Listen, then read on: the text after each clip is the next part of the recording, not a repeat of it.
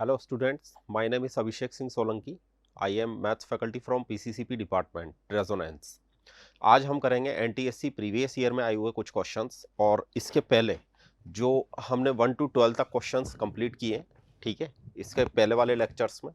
तो question number 13 से आज की स्टार्टिंग करते हैं।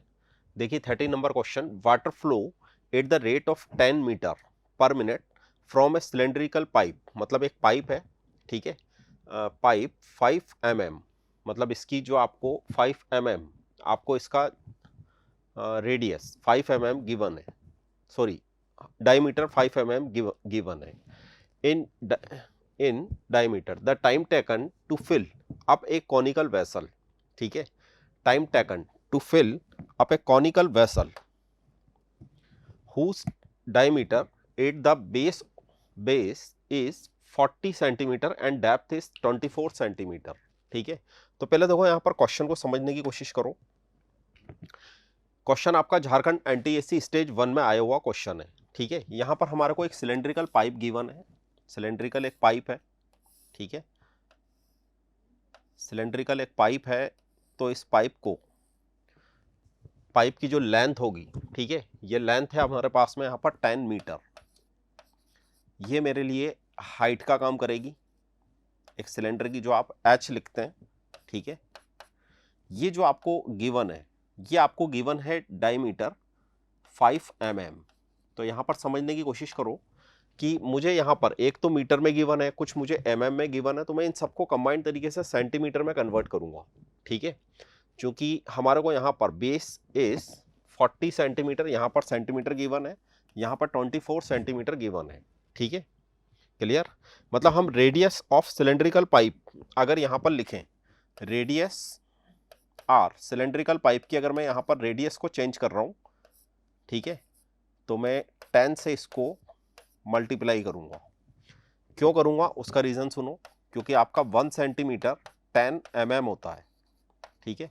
मतलब आपके पास में 1 mm की वैल्यू होती है 1/10 सेंटीमीटर, और 5/2 चूंकि ये डायमीटर है, मैंने 2 से इसको डिवाइड करके इसको रेडियस में कन्वर्ट किया, तो ये आपको मिलेगा 5/20, ठीक है, 5/20। इसको मैं पूरा इसी तरीके से अपन जो अपने काम का है उसको लिख लेते हैं 1/4 सेंटीमीटर। तो इस पाइप का जो रेडियस है वो आपके पास में कुछ 1/4 सेंटीमीटर आ जाएगा। इसकी जो हाइट है वो है आपके पास में पूरी 10 मीटर, ठीक है। तो अगर मैं इस 10 को 100 से मल्टीप्लाई कर दूंगा, ये जो हाइट है, ठीक है, तो आपको यहाँ पर मिलेगा 1000 सेंटीमीटर, ठीक है। अब हम यहाँ पर देखो करना क्या चाहते हैं इस क्वेश्चन में, हम यहाँ पर इस तरीके से लिखें water flow, volume of water flow, ठीक है, volume of water flow in 1 minute. क्योंकि यहाँ पर टाइम की हम बात कर रहे हैं।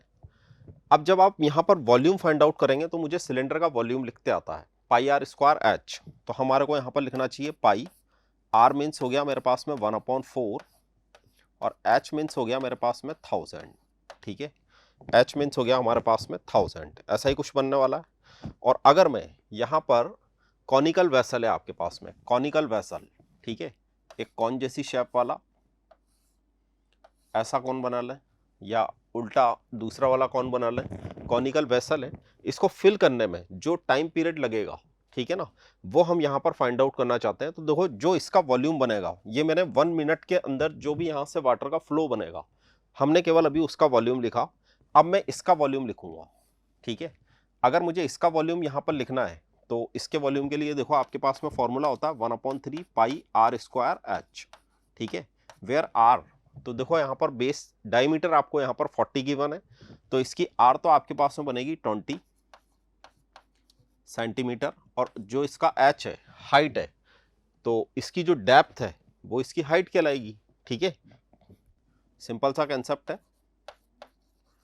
अब मैं इसका भी वॉल्यूम लिखूंगा, एक वॉल्यूम इसका भी लिखूंगा, ठीक है, इसका तो हमने वॉल्यूम लिख ही लिया, इसका भी हम वॉल्यूम लिखेंगे। और मुझे यहाँ पर जो टाइम चाहिए, मतलब टाइम टेकन टू फिल,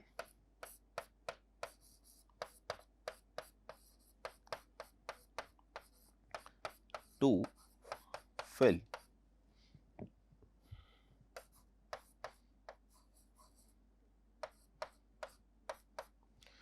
इसके लिए यहां मैं कैलकुलेशन कर रहा हूं, इसको एक बार ध्यान से देख लो कि आपके पास में इस वेसल को फिल करने में जो टाइम लगेगा, ठीक है, उसके लिए पहले मैं इसका पूरे का वॉल्यूम लिख रहा हूं, ठीक है।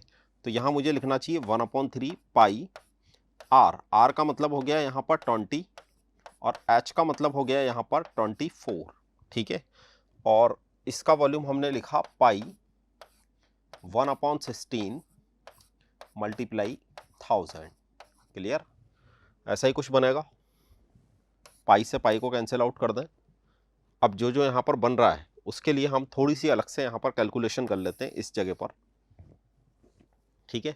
क्वेश्चन को एक बार और समझ लें। मुझे यहां पर टाइम फाइंड आउट करना है, तो पहले मैंने इस वेसल का, जो कॉनिकल वेसल है आपका, पहले हमने उसका वॉल्यूम लिख लिया, ठीक है। एक बार हमने ये जो पाइप है इसमें 1 मिनट में कितना वाटर फ्लो करेगा ये, उसका भी हम यहाँ पर वॉल्यूम लिख चुके हैं। अब अगर मैं इसको डिवाइड करूंगा तो मुझे इसका टाइम मिल जाना चाहिए, ठीक है। अगर हम इसको डिवाइड करेंगे तो इसका टाइम मिलेगा। तो देखो यहाँ पर क्या क्या है कैलकुलेशन में। यहाँ मुझे कैलकुलेशन के लिए 1 मिनट यहाँ लिखना चाहिए 400 पहले, फिर है ये 24 डिवाइड में ये जाएगा 3 और यहाँ पर बनेगा 16, ठीक है ना। ये 16 ऊपर जाएगा और 3 मल्टीप्लाई 1000, कुछ ऐसा ही बनेगा, ठीक है। इसको कैंसिल आउट कर दें, 3 से इसको भी कैंसिल आउट कर दें। ये कितनी बार कैंसिल आउट हुआ? 8 टाइम, और 4 बन गया, 8 बन गया। इसको भी आप चाहें तो कैंसिल आउट कर दें। 16 और 16 256 बनेगा ये अपॉन 5, 256 अपॉन 5, ठीक है। 256 अपॉन 5 ये मैंने कैलकुलेट करके लिख दिया पूरा। अब जब आप इसको डिवाइड करेंगे तो इसको डिवाइड करने पर भी देखो क्या क्या मिलेगा। ये गया 5 और एंड 1, मतलब 51 एंड 1/5। तो चूंकि मुझे यहाँ पर टाइम में आंसर देना है, यहाँ पर देखो आंसर किस तरीके से लिख रहे हैं, मिनट और सेकंड में आंसर लिख रहे हैं। तो मेरे पास में ये 51 मिनट पूरा बनता है, ठीक है। 51 मिनट ये तो मेरे पास में पूरा बनेगा, लेकिन ये वाला जो पॉइंट है आपके पास में 1/5 जो है, इसको हम 60 से अगर मल्टीप्लाई कर दें, ठीक है, तो ये किस में कन्वर्ट हो जाएगा? सेकंड में। तो ये ऑल ओवर मेरे पास में सेकंड में कन्वर्ट होने के बाद में देखो कितना बनता है, यहाँ पर 51 मिनट बनता है और 12 सेकंड बनता है, ठीक है। 51 minute and 12 second, option number C is a right answer, ठीक है। क्वेश्चन बस एक बार समझ में आ जाना चाहिए, बाकी तो यहाँ पर थोड़ी सी एक कैलकुलेशन है। ये एक मैंने यहाँ पर कैलकुलेट किया, इसको मैंने अपॉन में 10 नहीं रखा, ठीक है। क्योंकि हम 10 रखते हैं तो फिर पॉइंट में आंसर हम देते हैं, ठीक है। जब भी आपको कभी टाइम कैलकुलेट करना हो तो कुछ इस तरीके से यहाँ पर कैलकुलेशन करें, जिससे मैं मिनट और सेकंड में उसको बहुत आसानी से हम कन्वर्ट कर सकें। ओके, आगे बढ़े नेक्स्ट क्वेश्चन के लिए। देखो यहाँ पर next number question, the radius of sphere is r and radius of base of cylinder is r and height is 2r, the ratio of their volume। तो एक सिंपल सा क्वेश्चन है ये भी, कि मेरे को एक स्फीयर गिवन है, ठीक है, और एक सिलेंडर भी गिवन है। तो हम यहाँ पर मैं इसका रेशियो डायरेक्ट लिख रहा हूँ, देखो ध्यान से। ये मैंने स्फीयर का और ये मैंने सिलेंडर का, ठीक है। ये मैंने स्फीयर का और सिलेंडर का, सीधे सीधे मैं यहाँ पर अगर रेशियो लिखूंगा, रेशियो हम किसका लिख रहे हैं? वॉल्यूम का।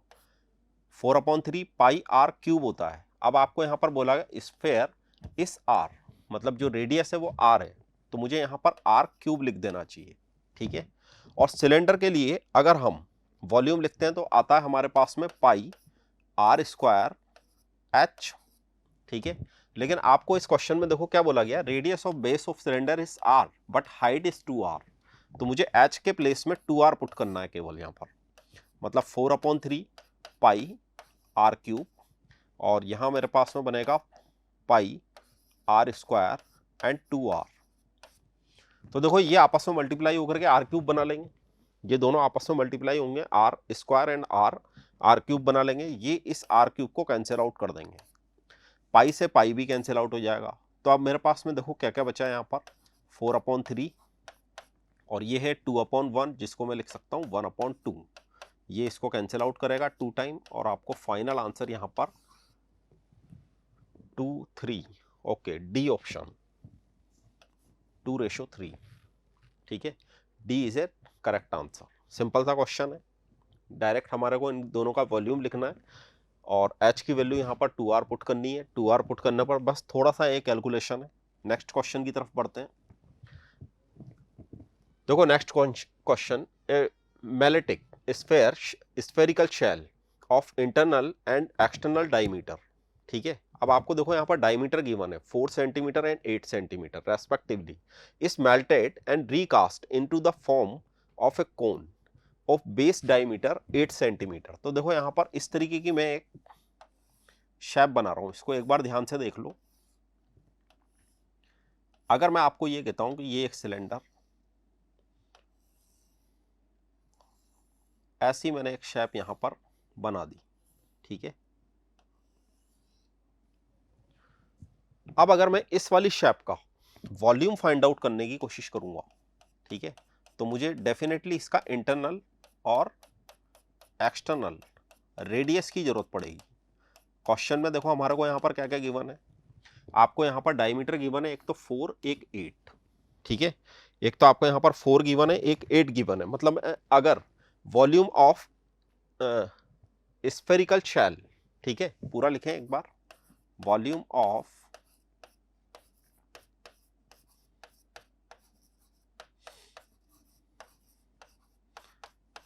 Of spherical shell. ठीक है, तो देखो ये एक सिलेंडर है। सिलेंडर का अगर मैं वॉल्यूम निकालता हूं तो पहले मैंने जो एक्सटर्नल रेडियस होगी मेरी, ठीक है, रेडियस मैं यहाँ पे लिख लेता हूँ। ये जो रेडियस है ये एक तो बनेगी आपकी 2, एक बनेगी 4 सेंटीमीटर। ठीक है, पहले मुझे एक्सटर्नल फिर मुझे इंटरनल माइनस करना पड़ेगा। फॉर्मूला होता है मेरे पास में पाई आर स्क्वायर एच। ठीक है, एच में कोई फर्क पड़ेगा क्या इसका? एच तो इसकी सेम होगी, ठीक है ना, एच तो इसकी सेम होगी। मुझे बोला गया कि इसकी इंटरनल और एक्सटर्नल, अच्छा इसमें एक minute, recast from a cone, इसको अपन ने कॉन में कन्वर्ट करना है। मतलब मैं पहले तो इसका वॉल्यूम लिखूं, ठीक है, तो स्फेरिकल शेल है, सिलेंड्रिकल नहीं है। Okay, spherical shell. एक मिनट, इस डायग्राम को पूरा रफ करते हैं। स्फेरिकल शेल, हमने यहां पर सिलेंडर जैसा कुछ बनाने की कोशिश की। ठीक है, स्फेरिकल शेल मतलब ऐसा कुछ। ठीक है, तो देखो यहां पर एक तो आपको मिलेगी रेडियस 2 और एक मैं इस तरह की यहां पर रेडियस बना रहा हूं, इसको बोल रहा हूं 4 सेंटीमीटर। ओके, तो मैं डायरेक्टली फिर तो इसका आराम से वॉल्यूम लिख सकता हूं 4/3 पाई एंड आर क्यूब। तो मैं पहले आर जो एक्सटर्नल रेडियस है उसको मैं R1 बोल रहा हूं, दूसरे वाले को मैं R2 बोल रहा हूं। तो मुझे यहां पर 4 क्यूब माइनस 2 क्यूब ऐसा लिख देना चाहिए। ओके, थोड़ा सा इसको कैलकुलेट करके रख लेते हैं। 4/3 पाई कितना कितना बनेगा ये 64 माइनस 8। ठीक है, ये बन जाएगा अपने पास में 4/3 पाई मल्टीप्लाई 56। ओके, यही पूछा है इसने। अब देखो इसको मेल्ट किया, recast into the form of a cone, एक कॉन में। तो मुझे यहां पर cone of a base diameter 8 centimetre. तो अब मुझे यहां पर कॉन का वॉल्यूम लिखना चाहिए। ठीक है, इस कैलकुलेशन को अलग रखते हैं। यहां मैं लिख रहा हूं वॉल्यूम ऑफ कॉन। ठीक है, वॉल्यूम ऑफ कॉन लिखते हैं तो वॉल्यूम ऑफ कॉन होता है मेरे पास में 1/3 पाई आर स्क्वायर एच।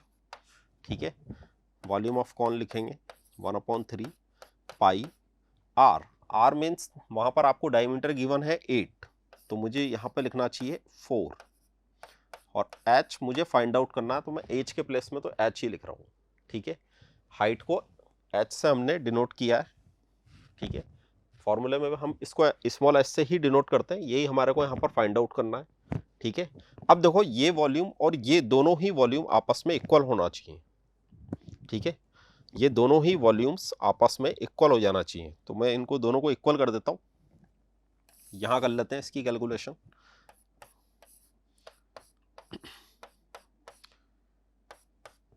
ये बनेगा 16H और यहाँ बनेगा 4/3 पाई मल्टीप्लाई 56, ठीक है।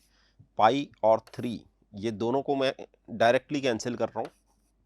ये जो H है आपका, ठीक है, ये मिलेगा आपको 4/56 और अपॉन 16। इस क्वेश्चन में हम द हाइट ऑफ कोन, हम यहाँ पर हाइट ही फाइंड आउट करना चाह रहे हैं केवल, ठीक है। तो ये तो सिंपल है, आ गया। ये इसको 14 टाइम कैंसिल आउट कर देगा, मतलब आपके पास में जो हाइट है वो 14 सेंटीमीटर आ जाना चाहिए। Option number B is a correct answer. Simple है क्वेश्चन, ठीक है। एक स्फेरिकल शेल है, उसमें आपको एक्सटर्नल और इंटरनल दोनों ही डायमीटर गिवन है। तो पहले उसको हमने रेडियस में कन्वर्ट किया, उसके बाद में उसका वॉल्यूम लिखा, फिर उसको चूंकि मेल्ट किया है कॉन में, तो फिर हमने कॉन का वॉल्यूम लिखा, ठीक है। कॉन का वॉल्यूम जैसे लिखते हैं बाय फॉर्मूला, इसमें H मुझे फाइंड आउट करनी है, चूंकि ये दोनों ही वॉल्यूम आपस में इक्वल होंगे, इसलिए इन दोनों को इक्वल किया और कैलकुलेशन करने के बाद में मुझे यहाँ पर 14 आंसर मिला, ठीक है। नेक्स्ट क्वेश्चन की तरफ मूव होते हैं। देखो नेक्स्ट नंबर जो क्वेश्चन है, the empty pool being filled the water at a constant rate take 8 hours. मतलब अगर वो बिल्कुल एम्प्टी है, खाली है, तो उसको 8 घंटे 8 आवर्स का टाइम पीरियड लगता है, ठीक है, फिल करने में। सॉरी, पूरा फिल नहीं होता, 8 आवर्स टू फिल 3/5 पार्ट, मतलब टोटल का 3/5 ऑफ इट्स कैपेसिटी। जो उसकी टोटल कैपेसिटी है उसका 3/5 फिल करने के लिए जो टाइम पीरियड है वो आपको गिवन है, ठीक है। ऐसा बना लेते हैं, सपोज इतना फिल करने में इसको 8 आवर्स का टाइम लगता है, ठीक है। तो हम यहां पर देखो हाउ मच मोर टाइम, अच्छा हाउ मच मोर टाइम मतलब और कितना टाइम लगेगा इसमें, तो रिमेनिंग टाइम हम यहां पर फाइंड आउट करने की कोशिश करेंगे। Time will it take to finish filling the pool, ठीक है। और क्वेश्चन देखो आपका दिल्ली एनटीएससी स्टेज 1 2016 का क्वेश्चन है। तो पहले देखो यहां पर क्वेश्चन को सीखने की कोशिश करो कि अगर हम यहां पर इस क्वेश्चन में कुछ ऐसा बोले कि 8 आवर्स में जो फिल कर रहा है वो, ठीक है, मतलब इस क्वेश्चन में मैं स्टार्टिंग कुछ यहीं से कर देता हूं इसकी।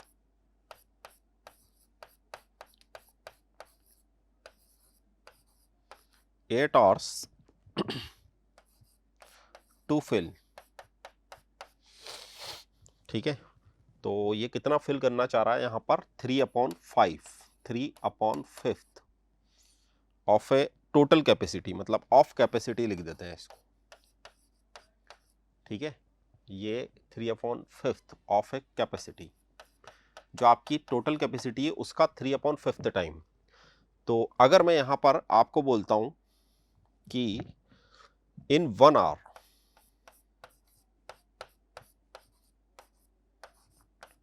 टू फिल, ठीक है, तो मुझे यहां पर 3/5 मल्टीप्लाई 8 लिखना चाहिए, ठीक है। मतलब टोटल कैपेसिटी का टोटल कैपेसिटी का 3/5 मल्टीप्लाई 8 मतलब 3/40, ठीक है।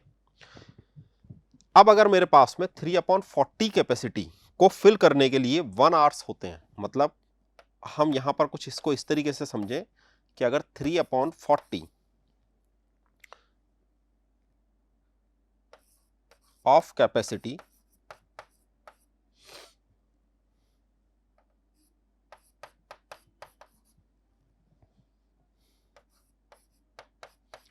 फिल इन 1 आवर, अगर इसको 1 आवर्स लगता है तो ये जो फुल कैपेसिटी है, ये जो फुल कैपेसिटी है, ठीक है, इसको फिल करने के लिए मुझे 40/3 टाइम पीरियड चाहिए, मतलब 40/3 हाँ बिल्कुल टाइम पीरियड चाहिए। इतना आवर्स का मुझे टाइम यहां पर लगना चाहिए फुल कैपेसिटी को करने के लिए। लेकिन उसने आपसे फुल कैपेसिटी के लिए नहीं पूछा, उसने पूछा हाउ मच मोर टाइम, ठीक है, हाउ मच मोर टाइम। तो देखो यहां पर 3/5 टोटल का 3/5, तो रिमेनिंग टाइम निकालने के लिए मैं 1 - 3/5 कर सकता हूं।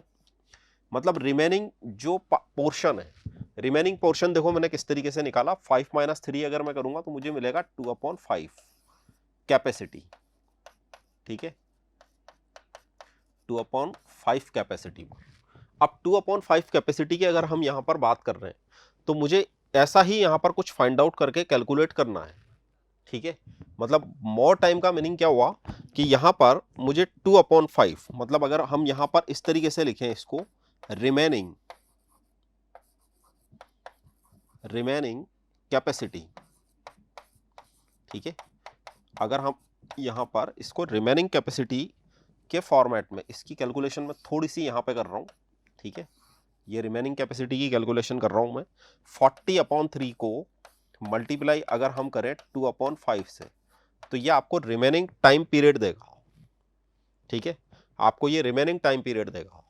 इसको आप एक बार 8 टाइम, और ये बन जाएगा 16/3, फिर ये जाएगा 5 टाइम, ठीक है, और बनेगा 1/3। इतना टाइम पीरियड इसको लगेगा। तो एक बार चेक कर लेते हैं इसमें कहां पर मिलेगा मुझे आंसर। ये 5 आवर्स, और 1/3 को मैं 60 से अगर मल्टीप्लाई करूंगा तो मुझे मिलेगा 20 मिनट, ठीक है, 5 आवर्स 20 मिनट, ऐसा ही बोलना चाह रहा है, ठीक है। ये भी हमारे पास में देखो टाइम वाली ही कैलकुलेशन कर रहा है, ठीक है ना, लेकिन यहाँ पर सेकंड में कोई आंसर नहीं है, सेकंड नहीं है किसी भी ऑप्शन में, यहाँ पर मिनट है।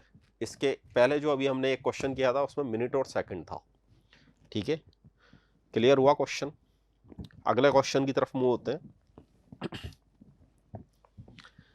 देखो next question, if the volume of 2 cube are in ratio 27 और 64, 27 is to 64, then the ratio of their total surface area। तो ये भी एक बहुत सिंपल सा क्वेश्चन है कि अगर मैं कोई दो वॉल्यूम क्यूब है उसके वॉल्यूम को V1 और V2 बोल रहा हूँ, ठीक है, और वो वॉल्यूम आपको इन रेशियो कुछ ऐसा गिवन है, तो चूंकि हम जानते हैं ना कि यहाँ पर हम साइड का क्यूब करते हैं, अगर मैं इसको A1 और A2 बोल दूं तो मैं यहाँ से A1 और A2 की कैलकुलेशन आसानी से कर सकता हूँ, ठीक है।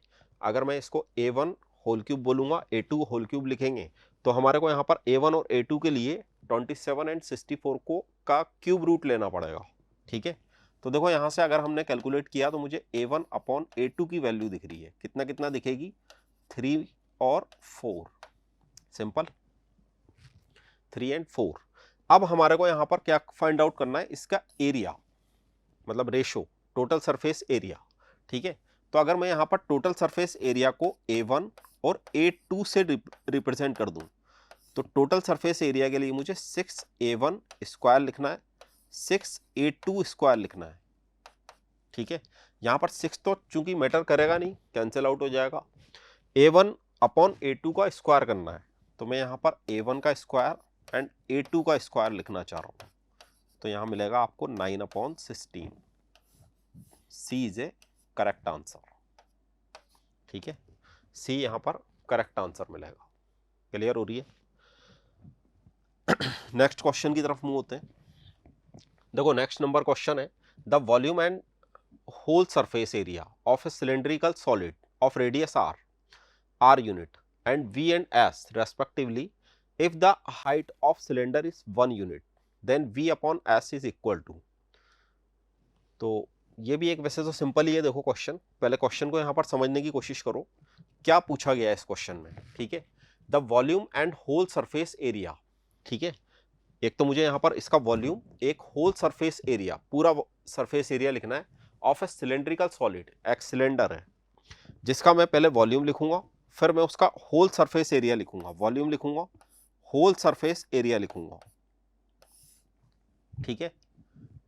और वो आपको बोल रहा है radius r unit and v और s से आप इसको डिनोट कर दें if the height of cylinder is 1 unit, okay, मतलब मुझे यहां पर हाइट की वैल्यू 1 यूनिट रखनी है, 1 यूनिट, ठीक है। और v/s यहां से हमारे को फाइंड आउट करना है, जो मुझे यहां पर ऑप्शन गिवन है, ठीक है, सिंपल ही है। तो देखो अगर मुझे इसका वॉल्यूम लिखना है तो मुझे लिखना चाहिए πr²h, और अगर मुझे इसका टोटल सरफेस एरिया लिखना चाहिए तो पहले लिखेंगे कर्व्ड सरफेस 2πrh, ठीक है, और फिर लिखेंगे 2 पाई आर स्क्वायर। तो मैं यहां से 2 पाई आर कॉमन ले रहा हूं और इसको बोल रहा हूं h प्लस आर। ठीक है, ऐसे ही लिखेंगे, h के प्लेस में 1 पुट कर दें तो आपको मिलेगा pi r square multiply 1 and 2 pi r और 1 प्लस आर। जो जो कैंसिल आउट हो सकते हैं, ये एक पावर को कैंसिल आउट कर देगा, पाई से पाई कैंसिल आउट हो जाएगा। ठीक है, जो कैंसिल हो सकता है उसको तो कर दिया, सिंपल। आगे देखो, मुझे 1/2 दिख रहा है, r/1 प्लस आर दिख रहा है, r/1 प्लस आर। ठीक है ना, लेकिन ये मेरे ऑप्शन में कहीं पर भी नहीं है, हमारे ऑप्शन में ये कहीं पर भी नहीं है। तो देखो यहाँ पर एक छोटी सी कैलकुलेशन और कर रहे हैं, 1/2 लिखें, r+1 एंड -1 कर दें। ठीक है, एक बार मैंने r में +1 किया, एक बार -1 किया, और यहां पर मुझे r+1 गिवन है। अब मैं r+1 को r+1 से डिवाइड करूंगा तो 1 मिलेगा। ठीक है, अगली कैलकुलेशन देखो, यहाँ पर r+1 को r+1 से हमने अगर डिवाइड किया तो 1 मिला, फिर मिला -1/r+1। सिंपल है, ये तो ऑप्शन दिखना चाहिए। कहां पे दिख रहा है ये ऑप्शन?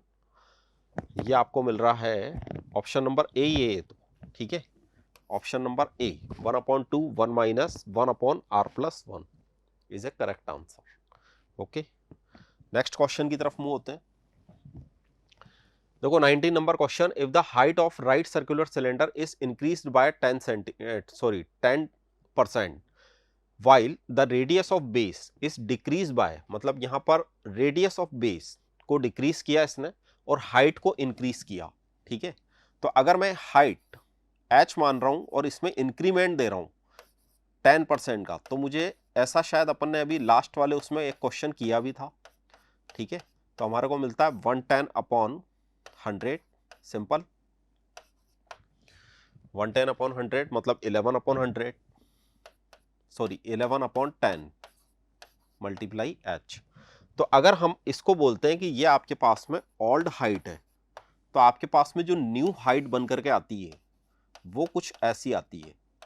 ठीक है, एक सिलेंडर है, उसकी हाइट में 10% का इंक्रीमेंट दिया गया, जबकि उसकी जो रेडियस है, ठीक है, ये भी रेडियस में कौन सी वाली लिख रहा हूं? ओल्ड रेडियस लिख रहा हूं। ठीक है, इसमें हमने यहां पर डिक्रीमेंट दिया कितने परसेंट का? सेम 10% का ही यहां पर डिक्रीमेंट दिया गया।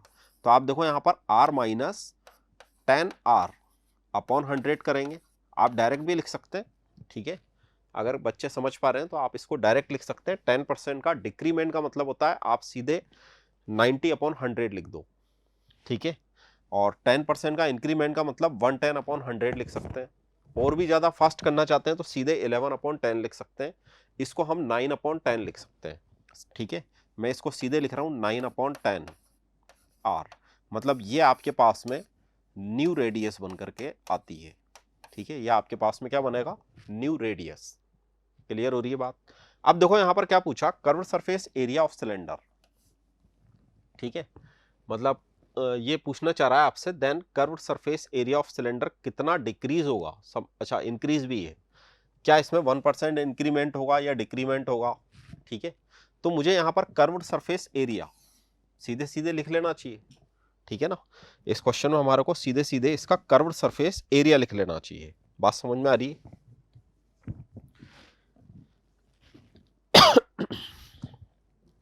देखो अगर मैं यहां पर कर्व सरफेस एरिया लिख रहा हूं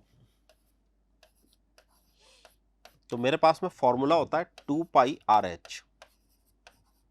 ठीक है ना, यही फॉर्मूला होता है। ये तो मैंने लिखा ओल्ड कर्व्ड सरफेस एरिया, और अब अगर हम यहां पर न्यू कर्व्ड सरफेस एरिया लिखना चाहते हैं तो हमारे को लिखना चाहिए 2πR और H। ठीक है, R और H को आप एक बार और ध्यान से देख लें, यहां पर लिख रखा है 9/10R, यहां पे लिख रखा है 11/9/10 R, यहां पे लिख रखा है 11/10H। ठीक है, इनको अगर मैं आपस में मल्टीप्लाई करूं तो ये बनेगा मेरे पास में 99/100। ठीक है, और ये 2πRH। ठीक है, ये आपके पास में न्यू है। न्यू कर दें इसमें। ये तो 1% का डिक्रीमेंट दे रहा है, ठीक है, 1% का। आप खुद देख लें एक बार, यहाँ पे 99/100 हमने लिख रखा है, ठीक है। तो ये जो पुराना आपके पास में कर्व सरफेस एरिया है उसका 99/100 पार्ट है, ठीक है। मतलब अगर मैं ये बोलूं कि अगर ये इतना है तो फिर ये इतना है, मतलब ये 1% का डिक्रीमेंट देगा। ये कितना परसेंट का डिक्रीमेंट देगा? ओनली 1% का। अगर यहाँ 98 लिखता मैं तो 2% का देता। अगर यहाँ पे मैं 90 लिखता तो 10% का डिक्रीमेंट होता। अगर यहाँ पर मेरे पास में कुछ ज़्यादा मिलता तो फिर इंक्रीमेंट होता, ठीक है। तो यहाँ पर तो सीधे सीधे आंसर हमारे को दिख रहा है डिक्रीज हो रहा है ये 1% से, ओके। मतलब B is a right answer. I hope आपको ये बात समझ में आ रही होगी, ठीक है। एक कर्व्ड सरफेस मैंने ये पूरा लिख रखा है, दूसरा मैंने लिखा 99/100। अगर आप चाहते हैं इसको फाइंड आउट करना तो आप माइनस करके इसकी परसेंट निकाल सकते हैं, ठीक है। माइनस करके इसको परसेंटेज में कन्वर्ट कर लें और फिर आप चेक कर सकते हैं, तो भी आपको 1% ही मिलेगा, ठीक है।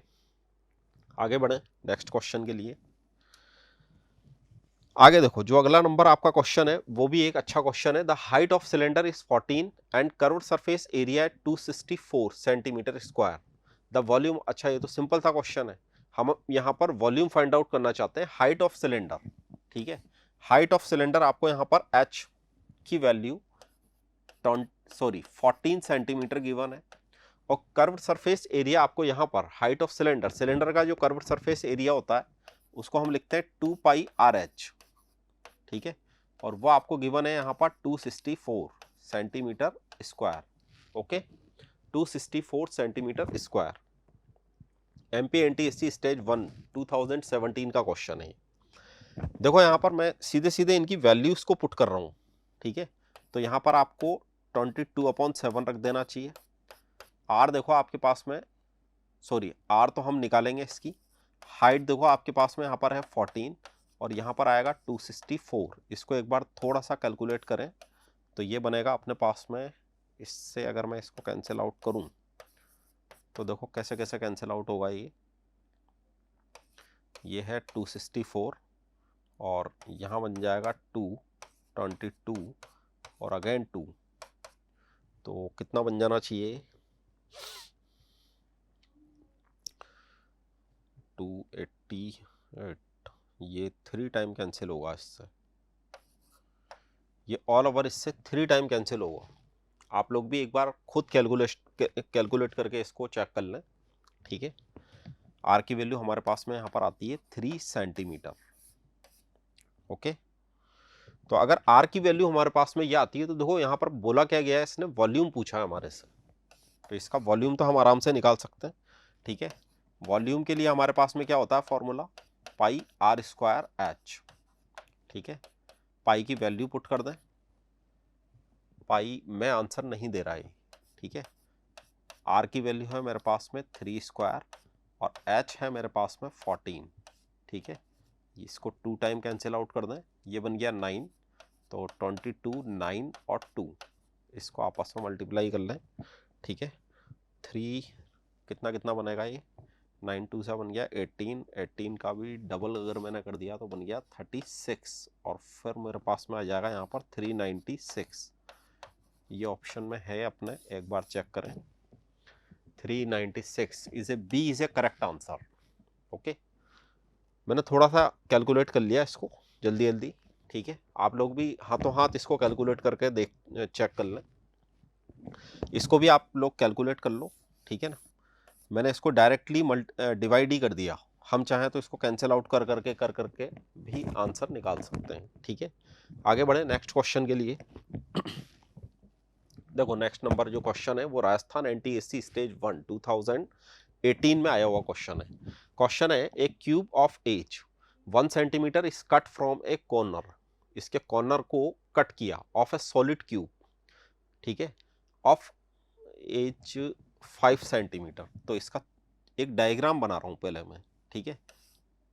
इसको आप कुछ इस तरीके से समझने की कोशिश करें कि हमने एक कट तो कुछ यहाँ पे दिया, एक कट कुछ यहाँ पे दिया, एक कट कुछ यहाँ पे दिया, एक कट कुछ यहाँ पे दिया, ठीक है। अब हम यहाँ पर surface area of the solid, हम यहाँ पर सरफेस एरिया फाइंड आउट करना चाहते हैं। ठीक है, यहाँ हमारे पास में जो इंफॉर्मेशन क्वेश्चन के अकॉर्डिंग गिवन है उसको भी एक बार ध्यान से देखें। ये आपके पास में 5 है, ये आपके पास में पूरे 1 1 के हैं। ठीक है, अब चूंकि ये मैंने डायग्राम अभी तो इस तरीके से बनाया, ये पूरा का पूरा एक क्यूब है, ये पूरा का पूरा देखो, एक ध्यान से समझो इस क्वेश्चन को, ये पूरा का पूरा एक क्यूब है।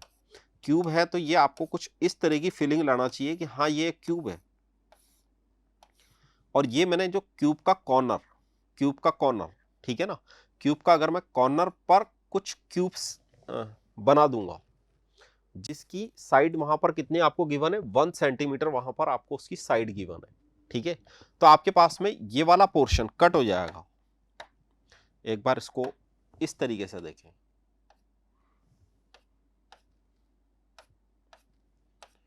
ये वाला आपका पोर्शन कट हो जाएगा। ठीक है, आ रही बात समझ में? ये पोर्शन जब आपके पास में कट हो जाएगा, ठीक है, तो देखो जब हम सरफेस एरिया फाइंड आउट करने की कोशिश करेंगे,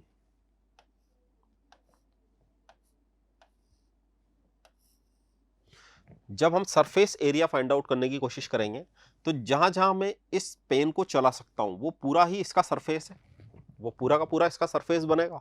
ठीक है, जब हम इसका सरफेस एरिया कैलकुलेट करेंगे तो देखो पहला तो मैं यहां पर क्या कर रहा हूं कि इस पूरे का जो मेरे को 5 सेंटीमीटर साइड गिवन है, ठीक है ना, 5 सेंटीमीटर जो हमारी साइड गिवन है, पहले तो हम इसका सरफेस एरिया फाइंड आउट करना चाह रहे हैं अपन, तो मैं एक एक का कर लूं।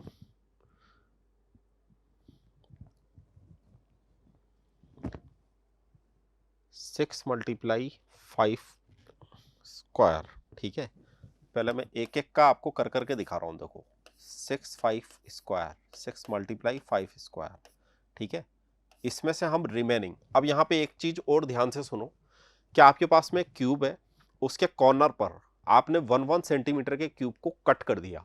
ठीक है, तो जैसे आप वहां पर कट करोगे तो आपको वहां पर 3 सरफेस ऐसी मिलेंगी जिनका एरिया आपको माइनस करना है। और 3 सरफेस आपको, एक क्यूब के अंदर 6 सरफेस होती हैं और 3 सरफेसेस, यहाँ पे मैं केवल अभी 2 सरफेस आपको दिखा सकता हूं। अगर आप और ज्यादा अच्छी फीलिंग लाना चाहते हैं तो आप ऐसे एक कटिंग ला करके देखें और खुद सोच करके एक बार देखो तो आपको दिखेगा कि हाँ मुझे ऐसे 3 फेसेस, ठीक है, 2 फेसेस कुछ ऐसे होंगे, एक नीचे होगा। ठीक है, ऐसे हमारे को उन 3 फेसेस का भी एरिया काउंट करना पड़ेगा, लेकिन 3 फेसेस का माइनस भी करना पड़ेगा। तो अगर मैं 3 फेसेस का एरिया माइनस करूंगा तो चूंकि यहां पर 1 सेंटीमीटर इसकी साइड है, इसलिए मैं ऐसा कुछ लिखूंगा इसको 1 स्क्वायर, 3 मल्टीप्लाई 1 स्क्वायर। ठीक है, और मैं इतना ही यहां पर ऐड भी करूंगा, इतना ही यहां पर ऐड भी करूंगा। एक बार और क्वेश्चन को ध्यान से समझो कि पहले हमने इस पूरे का एरिया काउंट करा, ठीक है, पहले मैंने इस पूरे का काउंट किया बिना कट किए। अब जैसे ही हमने उसको कट किया तो जो सरफेस नई बनी, ठीक है, वहां पर मुझे 3 अलग अलग सरफेसेस का एरिया मैंने कैलकुलेट किया। कैसे किया? 3 मल्टीप्लाई जो भी उसकी साइड थी उसका स्क्वायर। ठीक है, तो जितना हमने कट किया उतना ही हमारे को ऐड भी करना पड़ेगा, क्योंकि वहां पे 3 सरफेसेस का एरिया हम कैलकुलेट करेंगे, 3 का माइनस भी करेंगे, तो ये दोनों वाले पोर्शन तो आपस में कैंसिल आउट हो जाएंगे और मुझे यहां से 6 मल्टीप्लाई 25 150, ये सब कुछ अपना चल रहा है सेंटीमीटर। ठीक है, तो मुझे यहां पर फाइनल आंसर मिलेगा 150 centimetre. Option A is a correct answer. ठीक है, ऑप्शन ए पर आपको यहां पर करेक्ट आंसर मिलेगा। ठीक है, अच्छा क्वेश्चन है, थोड़ा समझने वाला क्वेश्चन है, इसको थोड़ा सा फील करने वाला क्वेश्चन भी है। आप इस तरह का एक क्यूब बनाओ, क्यूब बना करके आप खुद एक बार इस तरह से सोचने की कोशिश करो कि अगर हम यहां से कुछ कट कर देते हैं, कट आपको ऐसे ही नहीं करना, कट आपको एक ऐसी शेप से करना है जो भी एक क्यूब है, वो जो कटिंग है वो भी एक क्यूब जैसी ही शेप है। ठीक है, आगे बढ़ते हैं नेक्स्ट क्वेश्चन की तरफ। आगे देखो यहां पर the radius of A right circular cylinder is increased by 10%। ये भी अभी थोड़ी देर पहले हमने इस तरह का एक क्वेश्चन किया था। यहां पर हम रेडियस को इंक्रीज करेंगे। ठीक है, तो देखो ये ओल्ड रेडियस लिख रहा हूं और इससे अगर मैं न्यू रेडियस लिखना चाह रहा हूं तो मेरे पास में इंक्रीमेंट कितना है, 10% का इंक्रीमेंट है। मतलब ऐसा हम यहां पर कुछ लिख सकते हैं 11/10 r. Okay, then what percent it height should be decreased to that its volume remain unchanged. मतलब वो आपसे ये पूछना चाह रहा है कि इसकी हाइट में क्या चेंजेस आएंगे, कितना डिक्रीमेंट आएगा कि अगर ऐसे किसी वॉल्यूम ऐसे किसी सिलेंडर का वॉल्यूम अनचेंज है, मतलब वो चेंज नहीं हुआ, इक्वल है. तो पहले हम वॉल्यूम लिख लेते हैं. ठीक है, ऑल्ड अगर मैं यहां पर वॉल्यूम लिखूंगा, किसके लिए वॉल्यूम लिखना है मुझे? सिलेंडर के लिए. कितना लिखेंगे? पाई आर स्क्वायर एच लिखेंगे. ठीक है. सेकंड नंबर, अब अगर मैं यहां पर न्यू वॉल्यूम लिखूंगा, ठीक है, तो मुझे लिखना चाहिए pi r square, where r is this 11/10 r whole square multiply H1. ठीक है, H1 से मैंने क्यों डिनोट किया? क्योंकि ये और ये सेम नहीं है. इन दोनों का वॉल्यूम जरूर सेम है, इन दोनों का वॉल्यूम जरूर सेम है. इसको एक बार सेम करके चेक करते हैं. ठीक है, तो हम यहाँ पे लिख सकते हैं पाई आर स्क्वायर एच. इसको हमने कैलकुलेट किया और इसको मैं डायरेक्ट लिख रहा हूँ. देखो 11/10 है ये, तो मैं यहाँ पे लिख रहा हूँ 121/100. ठीक है, और पाई आर स्क्वायर H1 ये इसको कैंसिल आउट कर देगा. ठीक है, और ये इधर आने के बाद में आपके पास में जो H1 की वैल्यू मिलेगी, H1 की वैल्यू देखो कितना कितना मिलेगी मुझे, 100/121. ठीक है, 100/121 मल्टीप्लाई H, ऐसा ही कुछ मिलेगा. अब वो आपसे ये पूछना चाह रहा है अकॉर्डिंग टू क्वेश्चन कि परसेंट इट हाइट. ठीक है, what percent it height should be decreased, कितना परसेंट वो डिक्रीज हुई, मतलब इसकी हाइट में कितना परसेंट का डिक्रीमेंट आया. ठीक है ना. तो देखो यहां पर ये मेरे पास में पुरानी हाइट है, मतलब ओल्ड हाइट है, ये मेरे पास में न्यू हाइट है. अब इसमें मुझे अभी दिख रहा है कि हाँ बिल्कुल डेफिनेटली यहां पर डिक्रीमेंट तो आया, लेकिन कितना परसेंट आया, तो ये फाइंड आउट करने के लिए हम यहां पर क्या कैलकुलेट करें?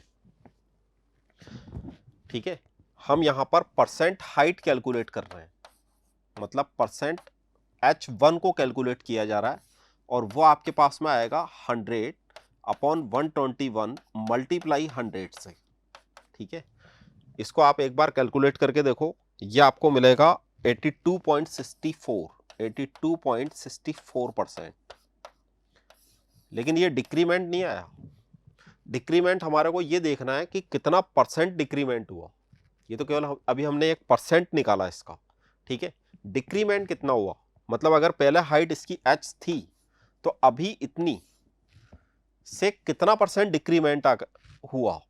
अभी अगर इतनी हो जाती है, ठीक है, तो ये डिक्रीमेंट कितना परसेंट हुआ, इसका मतलब मुझे टोटल में से 100 में से इसको माइनस कर देना चाहिए, 82.64 को. ठीक है, कितना आएगा? ये बनेगा अपने पास में 17.36, 17.36%. ये आपके पास में ऑल ओवर डिक्रीमेंट आएगा. B is a correct answer. ठीक है, तो ये थे हमारे आज के कुछ क्वेश्चंस. ये एनटीएससी के वो क्वेश्चंस हैं जो कुछ स्टेज में आए हुए हैं. ठीक है, इनमें प्रैक्टिस करते जाएं आप लोग. Okay, thank you very much.